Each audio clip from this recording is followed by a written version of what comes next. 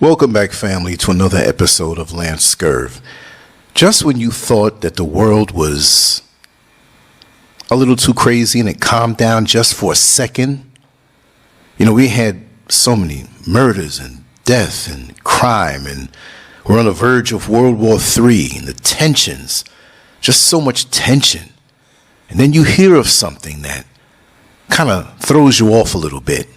It makes you think, well, what am I talking about? Well, listen, here's the headline. Sayreville Borough Councilwoman Eunice Dwumfour was killed Wednesday evening. She was found in the vehicle with multiple gunshot wounds. This is not a person who is probably living some wayward way. Maybe she was, I don't know. But a councilwoman, and she was 30 years old. This is a beautiful black woman.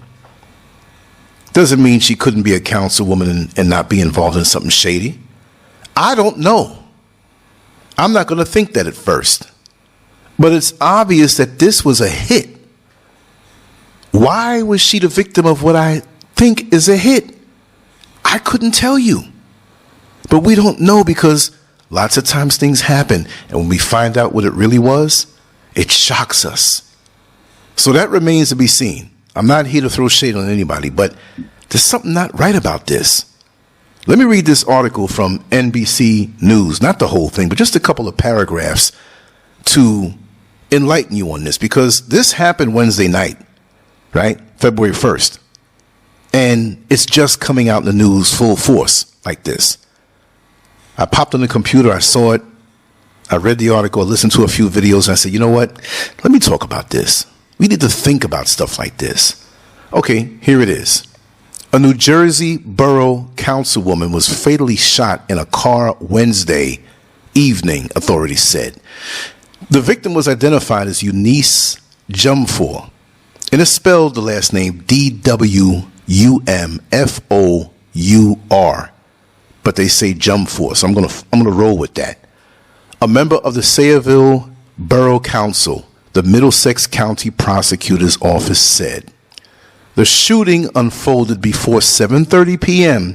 Wednesday in the area of Samuel Circle in Sayreville, according to a news release by the prosecutor's office and police. Officers responded to the scene and located a woman in her vehicle who had sustained multiple gunshot wounds, the release said. Dwumfour, 30, died at the scene. Sayreville Mayor Victoria Kilpatrick said in a news release Thursday, as a community, we are shocked and saddened at the loss of Eunice Dwumfour. Eunice was a dedicated member of our borough council who was truly committed to serve all of our residents. The fact that she was taken from us by a despicable criminal act makes this incident all the more horrifying, she wrote. She said she's confident the police department and the prosecutor's office will lead to a quick and successful conclusion and the identification, arrest, and successful prosecution of the person responsible. Okay, the article goes on to say a few more things, how she's an amazing friend, how she was full of life, and her career of public service was just beginning. And she had already built a reputation as a committed member of the borough council who took her responsibility with the utmost diligence and seriousness. All good things. But are they going to say anything bad? But something happened. Someone purposely did this. This was nothing random. This wasn't a stick-up, obviously. Why are you going to go into somebody's complex and run up on them like that? Doesn't seem likely. This had to be personal. This was targeted. But who would target her? They also said in one of the videos, in one of the reports, that they're going to investigate every aspect of her life.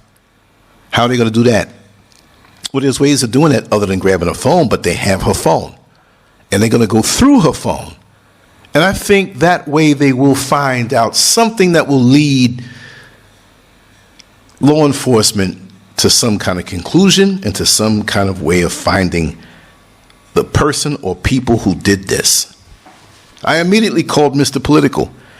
And we had a private conversation of things we're not going to say because we didn't want to smear this young lady, because we don't have the right to do that. Because thus far, her persona and public image is meticulous and spotless.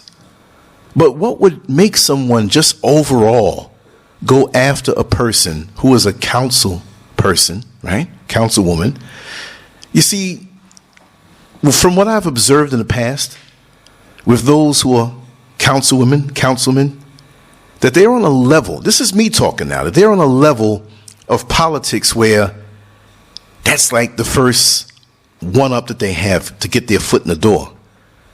And lots of times they have connections with other people who are in different worlds. I won't mention any names, but there's somebody I knew very well where I used to live, and I'll just say it that way. They were a certified crackhead. I think they were arrested like 18 to 20 something times, and the newspapers showed all the mugshots of this person. But for some reason, they got in, they cleaned their act up, and this person had a good job for a while. I don't know if they fell off for a while, but they had a good job, retired. I think they served in the military, but they were a certified crackhead. I'm talking about one of those crackheads that would put a little polish on your knob for $5, if you want to say, in the street like that. As a matter of fact, I ran across this individual many years ago while online where I used to live, in that city that I used to live, and she knew me from online, and she invited me over. And it wasn't to talk about politics. It was a time when she was under the influence and addicted to that stuff. So I know it could be real. At the same time, I won't say too much, but I know her very well. Am I saying this woman that got shot is in the same boat? But it's like you're just getting your career in politics going on. Last year she got elected. Could it possibly be, because they said they're going to check the religious, the public, the personal, the professional, and whatever else her cell phone reveals, which might reveal a whole lot. Most of us do not want strangers going in our cell phones because there are things in there that we might not want the world to see. Seriously. And that's going to tell it. But why? Speculation. Did she owe somebody a favor? Did she promise someone something that when they get into office that maybe they'll do this for them? Maybe she was dealing with somebody who wasn't too reputable in their reputation. They weren't too pristine. And she got there and turned their back on her. I don't know. I'm thinking out loud, so please don't knock me for smearing her. I'm just thinking out loud. That's what we do here. That's what we do here. Because we all think out loud. We all have that initial gut feeling. It could it have been a man? Could it have been a woman? This is 2023. We can't rule out anything. But whatever it is, did it warrant her getting shot like that? They came to her. They squatted and waited for her. And I'm quite sure there had to be a getaway vehicle. It's not like somebody does that with all of those windows there with the condos and everybody can look down and see inside the complex and just whistle away. Is there a security guard there? Was there security there? Which really wouldn't stop anything anyway if you wanted to get to the person. So she was in the car. It couldn't have been a stick up because there was no sign of struggle. Were the windows down? Were they up? The car rolled down after it happened. So there was some kind of incline where after it happened, it just rolled down, probably not too fast, depending on how long the roll down in the complex is, and it crashed somewhere. But from the photo, it didn't look like it was like a 50-mile-an-hour crash. Probably 10 or 15 miles an hour after her foot is off the gas and you're shot up and crazy. You shoot somebody once, you shoot somebody twice. They didn't say 2 gunshots, they said multiple gunshots. So they intended to leave there with her dead. That was the intention. So why would a person want to kill a beautiful black sister doesn't mean if she wasn't beautiful that she deserved to die. Nobody deserves to die for something foolish. It had to be something heavy. And if it wasn't something heavy and profound to want to put a hit on somebody, then you had to be mentally sick to do something like this. Premeditated, definitely. What if somebody else rolled up over there? Was this a gang initiation where you kill anybody? Could have been that too, right? Where this is an initiation. We want you to go and kill a black woman who lives in this area. They can get very specific when it's gang initiations. We want you to kill an old lady. We want you to kill a child. They usually don't say that. But they get very specific. They want you to go out and kill somebody white. Whatever. And maybe that was anonymous and her number came up. But I'm going to really... This case intrigues me. Because there's no real motivation to do something to this woman. Or is there? Maybe there's something we don't know. Of course there has to be.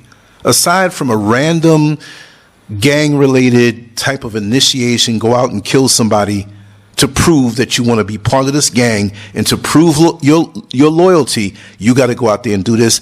Unless it's that, I want to know the reason why. And, okay, on the shady side, we're not saying that it's a shady thing.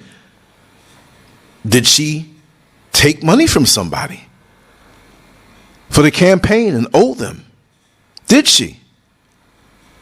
Was she involved with somebody in the underworld, a drug dealer that, hey, I'll give you this money, but you got to do this for me. Oh, you didn't do this for me? Bang, bang. Okay, we're not saying that's what it is. I'm just thinking out loud. What could it be? I want everybody here listening to this to take a special interest in this case.